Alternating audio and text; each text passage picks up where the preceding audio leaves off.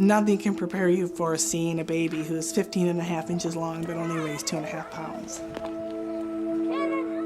You always think about long-term issues that, no parent wants to think about or deal with.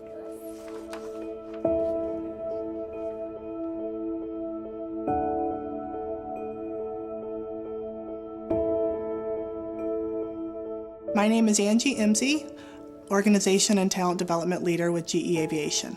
In 2006, our first child, Benjamin, was born. And 2 years later, the timing was right to try for child number 2. And child number 2 turned into 2, 3, and 4. The triplets are identical girls, Julia and Megan, and a boy, Adam. Very seldom with triplets do you go past 35 weeks. I remember being hospitalized because the blood pressure was so high, and in a 3-day span, gaining 28 pounds. And the bigger they got, the even more difficult it was to monitor them because baby C, which is now Megan, the smallest of the triplets, was tucked behind the other two, so it was really difficult for them to ever get accurate scans of her. As we progressed, Megan's condition continued to deteriorate, both with her weight gain and with pressures in her umbilical cord. When we were 31 weeks, 6 days, Megan's condition was just too dire, so they're like, you're going to be in the hospital on 24/7 monitoring with her, and we'll see how it goes. You'll most likely be delivering in the next week or two. One of my biggest memories, counting Dave and I, there were 17 people in one OR room. And I remember seeing Adam and Julia and thinking they looked perfect. And they showed me Megan, and she was only 2.5 pounds. And it was the smallest baby I had ever seen. And the other two, they were on the CPAP. They both received the surfactant therapy.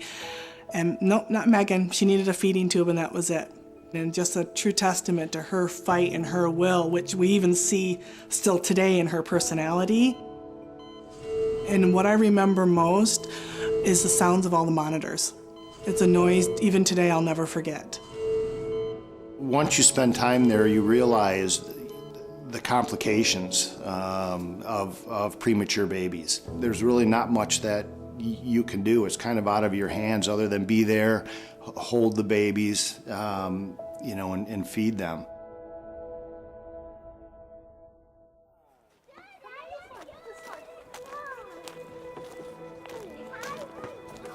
They were born 8 weeks early, but things could have been so much different for them, and they weren't. As time goes on, technology progresses, and research done, there's many more babies that are living today than were possible previously. You already have one child, you know what that experience is like, and you know what that, taking care of one child entails. Now to have that magnified and go from 1 to 4 in one go it was overwhelming.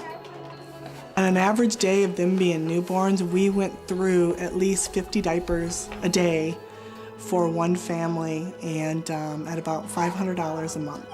We had such a plethora of doctors and specialists that we were still seeing post-NICU that everything was tracked by, it's Tuesday because yesterday we saw the pediatrician and we see the pediatrician on Monday.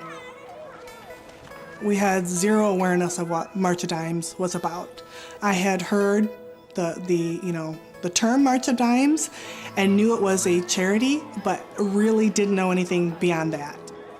We were able to join the nursing and hospital staff on our first ever March of Dimes walk and have those three be kind of at the forefront of what the March of Dimes is all about. What GE does is raises awareness, especially in the community here. I know it's been a big part of, since Angie's worked for GE, she's been involved, because of our triplets.